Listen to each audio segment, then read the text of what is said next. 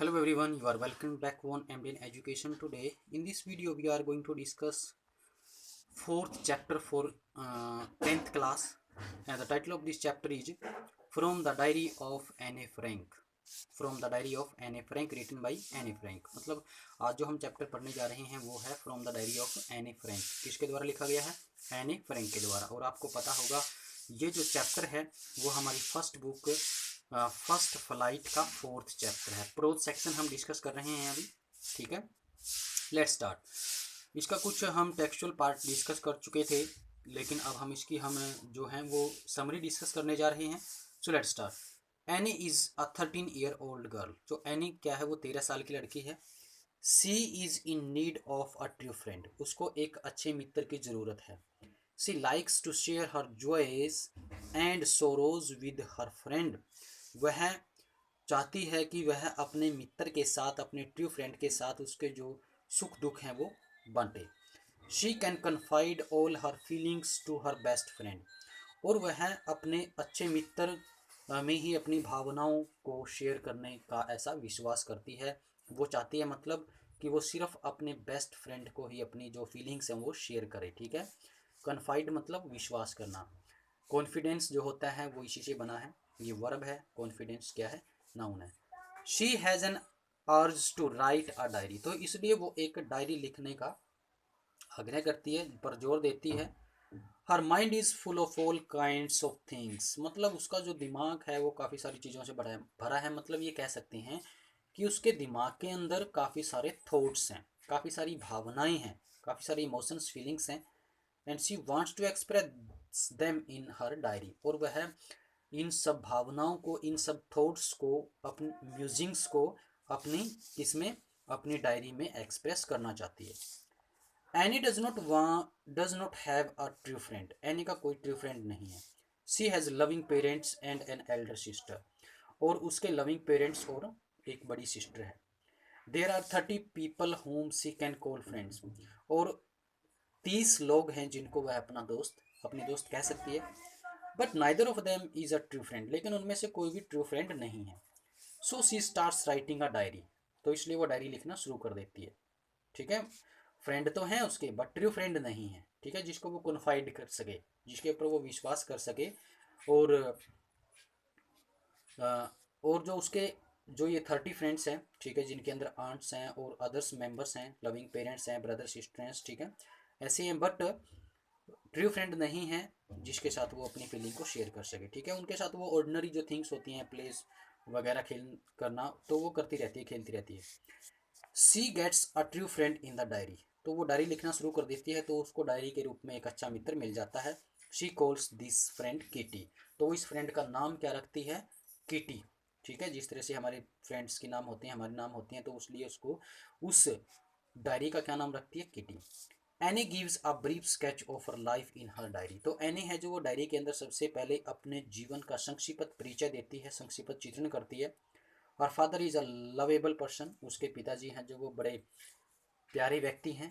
And he married at the age of 36, ठीक है, उसने 36 की एज में शादी की थी। And her mother was then 25। और उसकी मदर जो थी तब वो 25 की थी, ठीक है। तो उसके पापा ने कितने साल की उम्र में शादी की थी? एट द एज ऑफ 36, ठीक है, 36 साल की उम्र में। और उसकी मम्मी तब कितने साल की थी? 25 की, ठीक है। Her sister Margot, Margot was born, Margot है यहाँ पर, ठीक है, was born in Germany in 1926। तो उनकी सिस्टर मार्गोट का जन्म 1926 को जर्मनी में हुआ था। एनी वाज बोर्न ऑन 12 जून 1929। तो एनी जो जन्मी थी वो 12 जून 1929 को जन्मी थी, ठीक। आज के बाद 4 दिन के बाद मतलब उसका क्या होगा? बर्थडे आएगा, ठीक है। Her father migrated to Holland. और उसके पिताजी हॉलैंड माइग्रेट कर गए थे, चले गए थे मतलब। Anne and her sister were sent to stay with their grand mother. तो उसके पिताजी कहाँ चले गए थे? हॉलैंड चले गए थे। और एने और उसकी सिस्टर को उनकी दादी माँ के साथ वहीं रुकना पड़ा, उनको वहीं छोड़ दिया गया था। Anne was admitted to the Montessori nursery school. और एने को मोंटेसरी नर्सरी स्कूल में एडमिट करवा दिया गया। She stayed there until she was 6। और वो वहाँ पर 6 साल तक रही। Her grand mother died in January 1942 और 1942 जनवरी में 1942 में उनकी दादी माँ का देहांत हो गया। Anne's birthday that year was celebrated with great pomp and show. तो एने का जो बर्थडे था उस साल वो वो बिल्कुल पॉम्प एंड शो शान शौकत से मनाया गया था। And grand mother's candle was also lit along with the rest.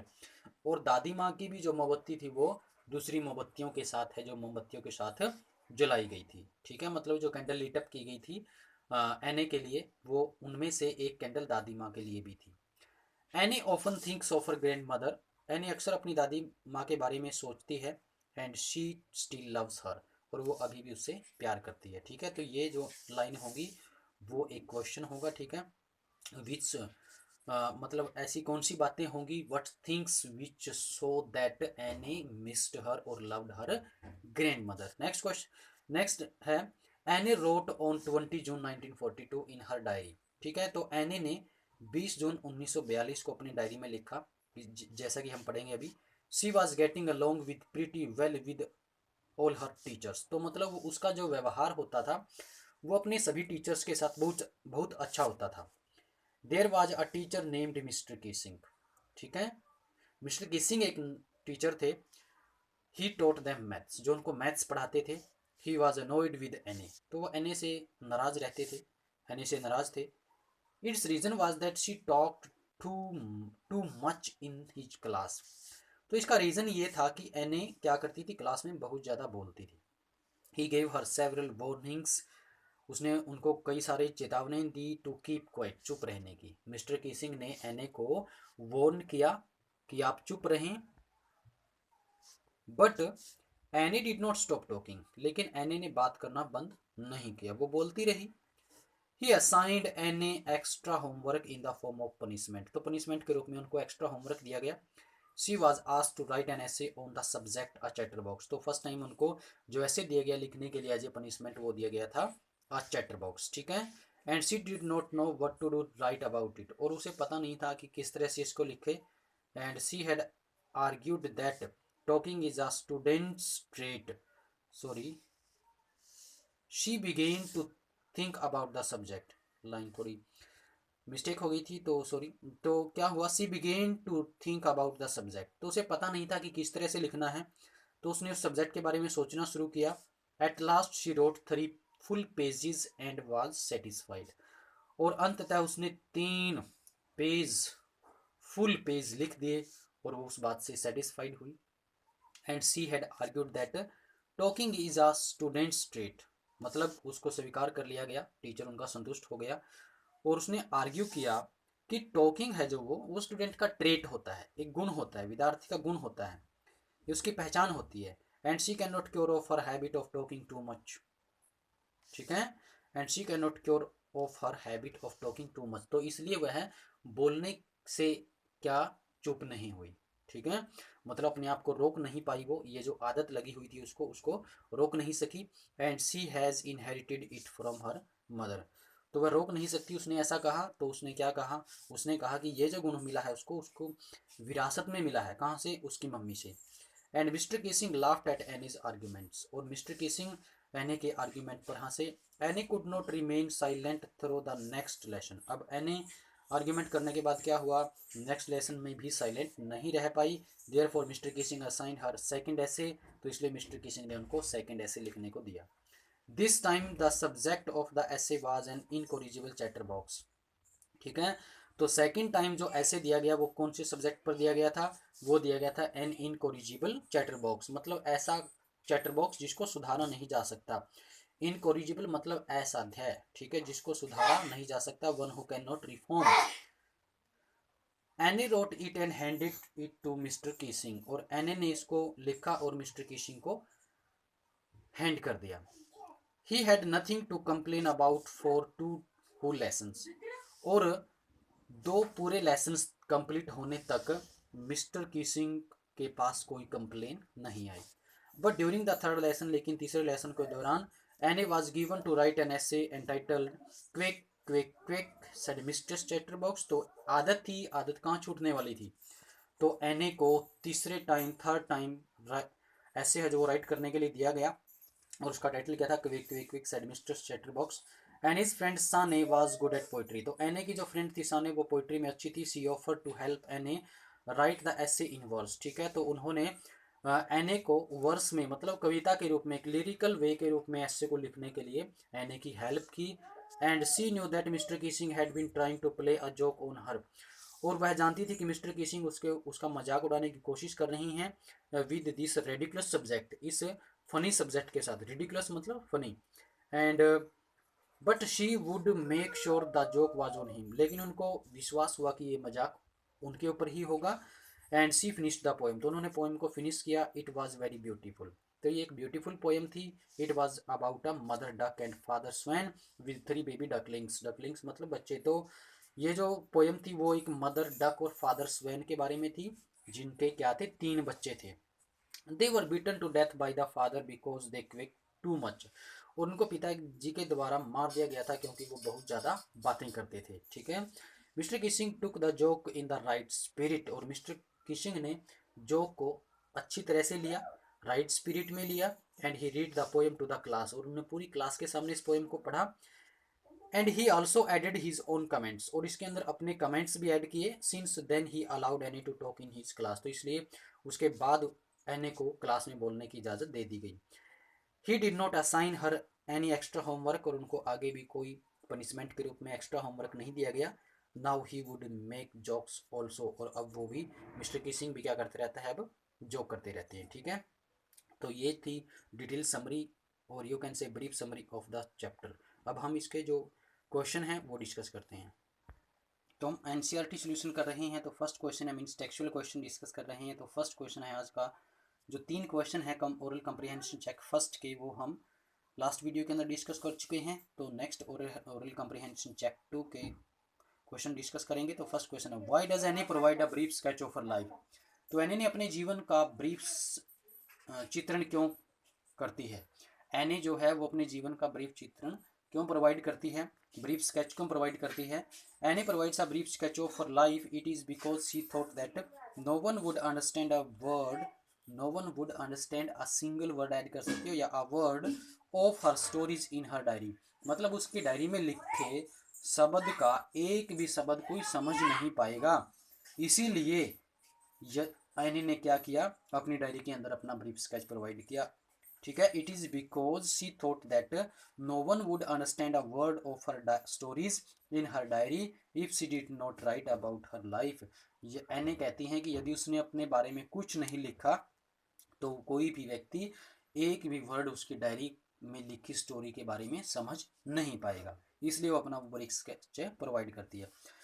Next question है, what tells you that any loved her grand mother. अभी अभी पढ़ के आए हैं हम कि क्या बात है जो, मतलब ऐसे कौन से पॉइंट हैं जो दर्शाते हैं कि एने है जो वो अपनी ग्रैंड मदर से लव करती थी।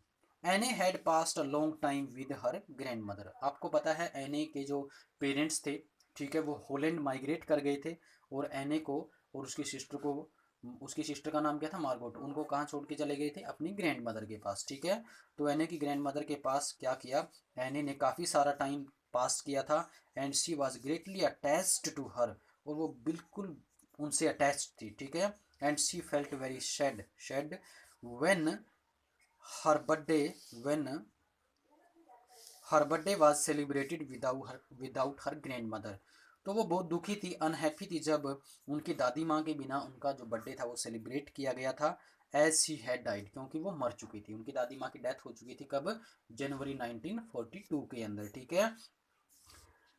बट और 12 जून को उनका बर्थडे आता है, ठीक है। तो दादी माँ है जो वो लगभग 6 महीने पहले उनकी डेथ हो गई थी। But the grand mother's candle was lit along with the rest, लेकिन दादी माँ की जो मोमबत्ती थी वो बाकी सारी मोमबत्तियों के साथ जलाई गई थी, या फिर यूँ कहें बाकी सारी मोमबत्तियों के साथ दादी माँ की मोमबत्ती भी जलाई गई थी। And any missed her greatly all this so that, और एनी उनको बहुत ज़्यादा मिस करती थी, और ये सब दिखाता है कि any loved her grand mother, ठीक है। नेक्स्ट क्वेश्चन है, why was mister Keesing annoyed with any. Mister Keesing कौन थे, उनके मैथमेटिक्स टीचर्स थे, ठीक है। तो एनी से वो नाराज क्यों थे, and what did he ask her to do, और उनको क्या करने के लिए कहा गया। Mr Keesing was annoyed with Anne, ठीक है। It was because Anne talked too much in his period, ठीक है। तो उनके पीरियड में क्या करती थी, यानी बहुत ज़्यादा बोलती थी। And he want her to keep quiet, और उन्होंने मिस्टर किसिंग ने एने को चुप रहने के लिए भी वार्न किया, but Annie did not bother, लेकिन एना ने बिल्कुल भी परवाह नहीं की। And she kept on talking, और वो बोलती रही। And she decided to punish her, तो इसलिए सॉरी यहाँ पर ही है, तो इसलिए उन्होंने मिस्टर किसिंग ने उनको पनिश करने का निश्चय किया। And he asked her to write an essay on the topic chatterbox as a punishment, ठीक है। और एक पनिशमेंट के रूप में उनको क्या दिया गया, एक ऐसे लिखने के लिए दिया गया। तो ये क्वेश्चन थे एज अ होमवर्क, जो कि ओरल कॉम्प्रिहेंशन चेक 2 के है, ठीक है। बाकी जो क्वेश्चन है वो नेक्स्ट वीडियो में डिस्कस करेंगे। Till then have a good day, stay home, stay safe.